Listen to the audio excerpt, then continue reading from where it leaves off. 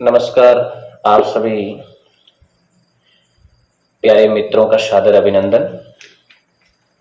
एक बार फिर से आपके अपने इस चैनल असिस्टेंट प्रोफेसर एन के बिश्नोई में सभी सनहिल अजीज दोस्तों का एवं प्यारे विद्यार्थियों का सादर अभिनंदन करता हूं। प्यारे विद्यार्थियों एवं मित्रों, मैं अपने आप को खुश नसीब महसूस करता हूं कि जिस पहल को मैंने शुरू किया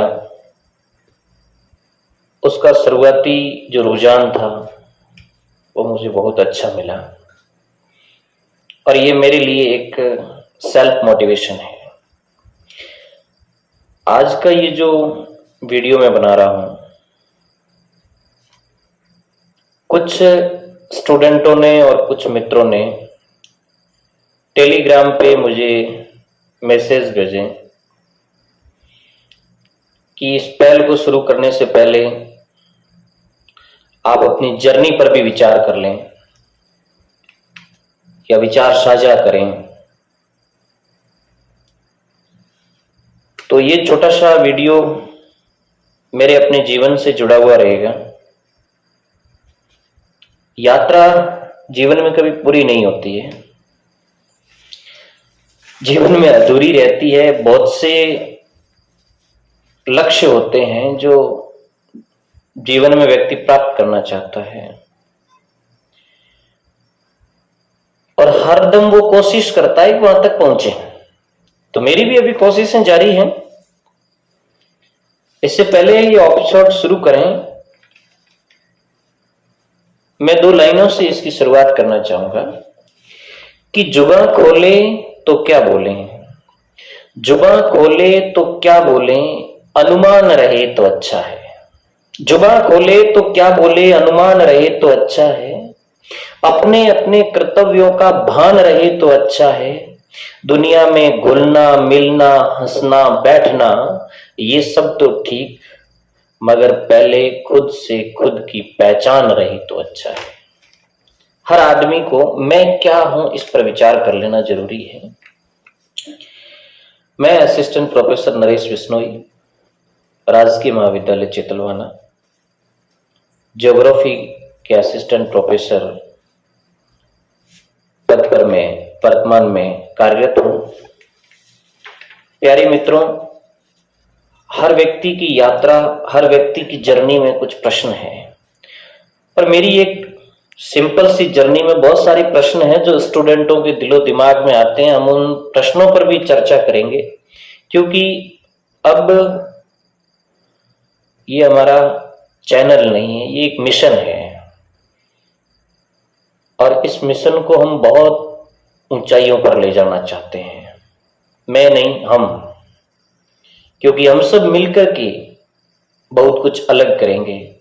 हमारा जो विजन है, डरे ना, डिजिटल रिवॉल्यूशन इन एजुकेशन। मेरी प्रारंभिक शिक्षा स्थानीय विद्यालय से ही हुई, एक गवर्नमेंट स्कूल से। कक्षा 10 राजकीय उच्च माध्यमिक विद्यालय डावल से 2nd डिवीजन पास आउट। कक्षा 12 राजकीय उच्च माध्यमिक विद्यालय डावल से 66% के साथ। ग्रेजुएशन एक निजी कॉलेज सांचौर भगवान महावीर से 64%। पीजी ओपन यूनिवर्सिटी कोटा से 65% के साथ। मैंने अपनी जो प्रारंभिक सेवा शुरू की एक बेसिक कंप्यूटर ऑपरेटर के तौर पर वर्ष 2008 में राजकीय उच्च माध्यमिक विद्यालय हाड़ेचा से, और जीवन में परिवर्तन हाड़ेचा की उस स्कूल से हुआ जहां मुझे ज्योग्राफी पढ़ाने का मौका मिला और वहीं से ज्योग्राफी के साथ मैं जुड़ा और मेरे साथ ज्योग्राफी जुड़ी। फिर एक साझा शुरुआत होती है।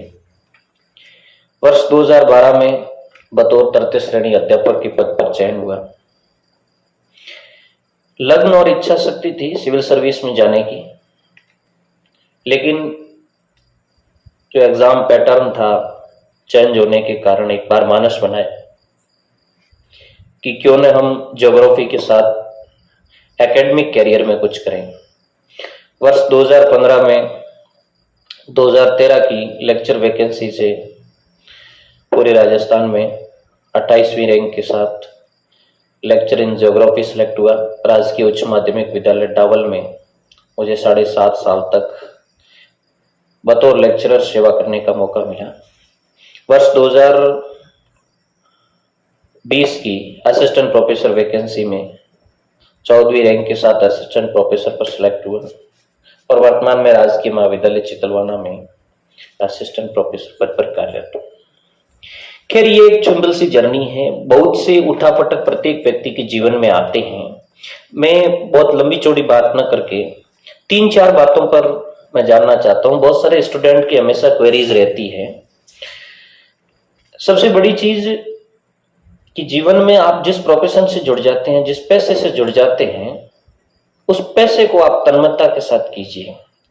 जीवन में खुद की ऊंचाइयों पर जाने के लिए स्टूडेंटों का या अपने जॉब का या जो अपनी नौकरी है उनकी आप तिलांजलि न दें, ये हमेशा मेरा ध्येय रहा है।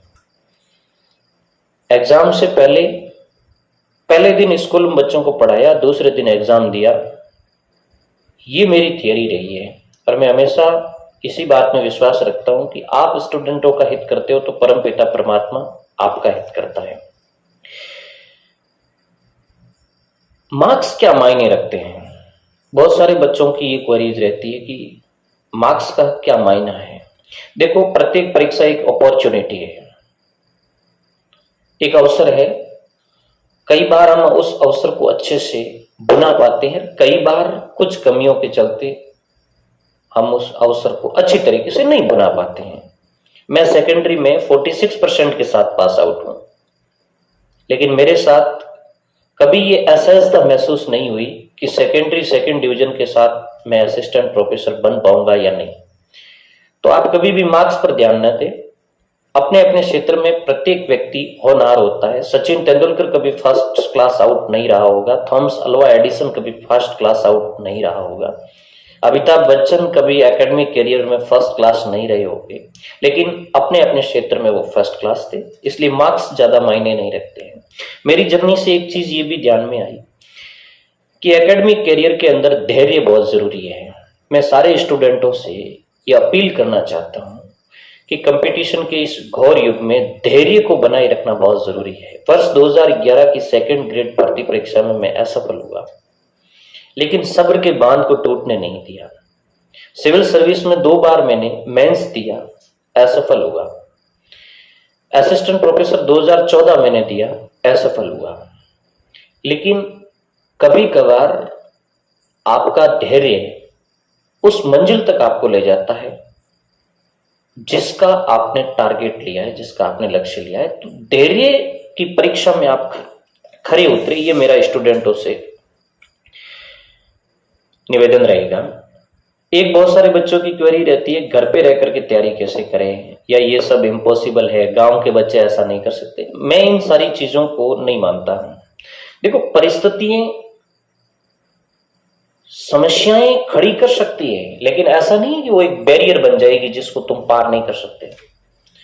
मैं इस पर अलग से एक वीडियो बनाऊंगा कि घर पर हम तैयारी कैसे करें, क्योंकि मैंने पूरा जीवन इसी में खपाया है, या जीवन की जो मैंने पढ़ाई के अंश थे वो इसी में खपाए हैं। तो इससे आप बच्चे घबराए नहीं। एक चीज होती है सेल्फ मोटिवेशन। जीवन में यदि सफल होना है, चाहे आप एकेडमिक करियर में सफल होना चाहते हैं या किसी दूसरे करियर में सफल होना चाहते हैं, यदि आप सफल होना चाहते हैं तो आपके पास सेल्फ मोटिवेशन होना चाहिए। कोई मोटिवेशनल वीडियो सुनने से आप में अभिप्रेरणा आएगी ये जरूरी नहीं है। जरूरी ये होता है कि आपके अंदर की इच्छा शक्ति कितनी है। जो काम आप कर रहे हो पूर्ण इच्छा शक्ति के साथ कर रहे हो, नहीं कर रहे हो।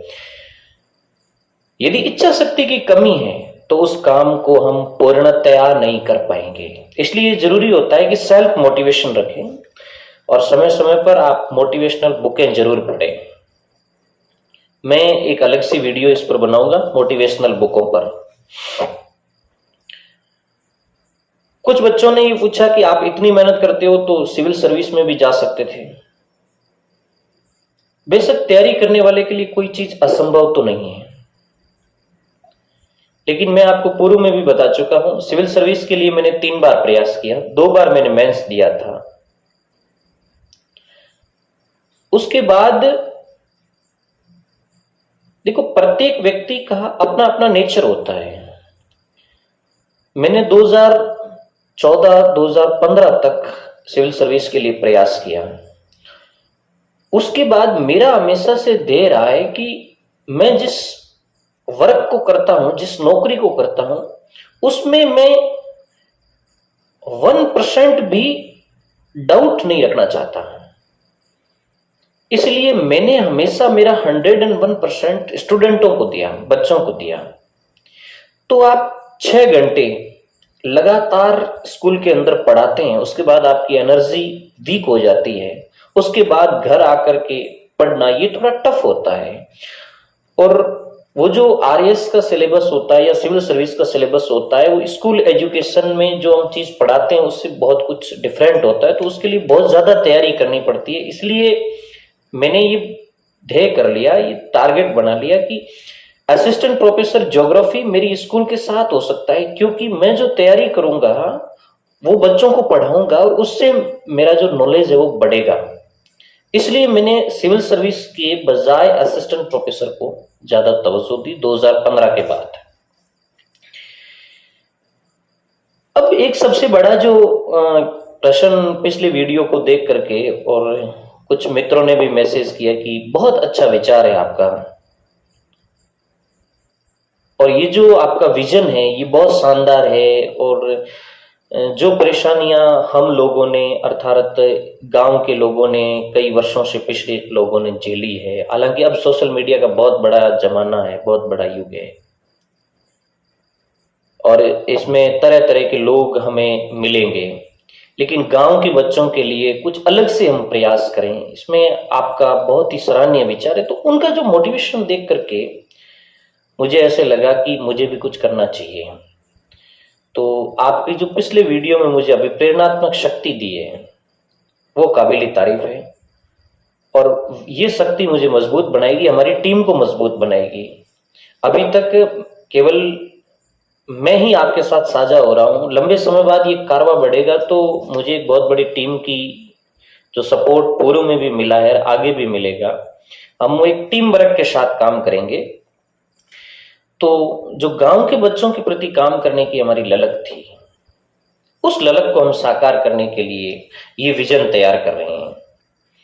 और अंत में वीडियो को लंबा नहीं करना चाहता हूं मैं, ये केवल मेरी सिंपल सी जर्नी और जर्नी से जुड़े कुछ प्रश्न हैं, उस पर ही मैं बात करना चाहूंगा।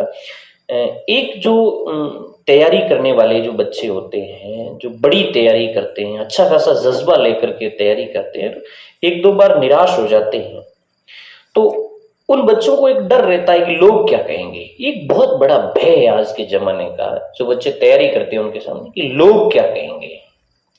मैं आपसे कहता हूं कि आप इन्हें भूल जाइए। देखो, दुनिया में लोग 2 तरह के होते हैं, नेगेटिव और पॉजिटिव। हमेशा नेगेटिव लोगों से बचना है, पॉजिटिव लोग अपने आप आपसे मिलते रहेंगे। हमें जरूरत इस बात की है कि नेगेटिव लोगों से बचना है। लोग कहेंगे 3 साल हो गई, 5 साल हो गई तैयारी करते, लेकिन आपको इस बात का ध्यान रखना है कि मैंने पुस्तक से प्रेम किया है, और पुस्तक का प्रेम कभी झूठा नहीं होता। इसलिए लोग चाहे कितने भी कहें, आप अनसुना कर दीजिए और आप अपने टारगेट की तरफ लगे रहें।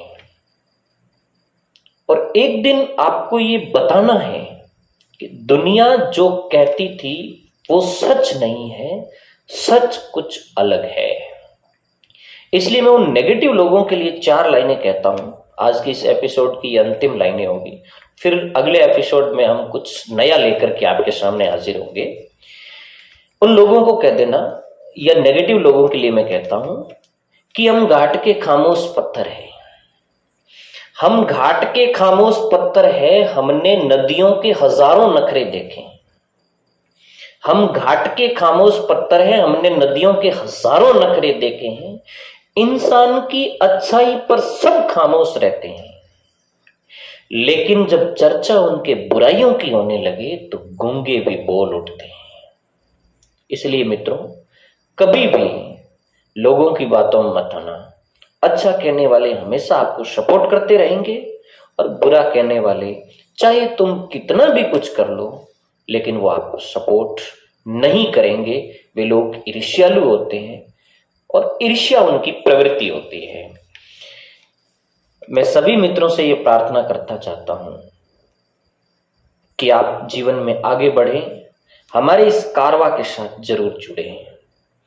अब तक मैंने आपसे इस कारवा के साथ जुड़ने की अपील की, लेकिन आज मैं आपसे अपील करना चाहता हूं और ये एक विनम्र प्रार्थना के साथ अपील है कि इस कारवा को आगे बढ़ाने के लिए इस ग्रुप को सपोर्ट करना होगा। और जो भी मित्र साथी जो एजुकेशन डिपार्टमेंट से जुड़े हुए हैं, विद्यार्थी है या विद्या अर्जन कर चुके लोग हैं या काम धंधे में लगने वाले लोग हैं, जिस भी पैसे से जुड़े हुए लोग हैं जो इस वीडियो को देख रहे हैं, सुन रहे हैं, आप इस चैनल को सपोर्ट करने के लिए दो काम अवश्य करें। सबसे इंपॉर्टेंट है आप इस चैनल को सब्सक्राइब करें और दूसरा है इनको शेयर करें ताकि मैक्सिमम स्टूडेंटों तक हम पहुंच पाएं। और मैक्सिमम स्टूडेंटों तक पहुंच पाने के बाद हम हमारे विजन को एक नया आयाम देना चाहते हैं। तो इसी आशा और विश्वास के साथ मैं अगली बार आपसे फिर मिलूंगा एक नए विचार के साथ, एक नई एपिसोड के साथ। बहुत बहुत धन्यवाद। आप सभी ऊर्जावान और आशावान बने रहे इसी ध्येय के साथ। धन्यवाद।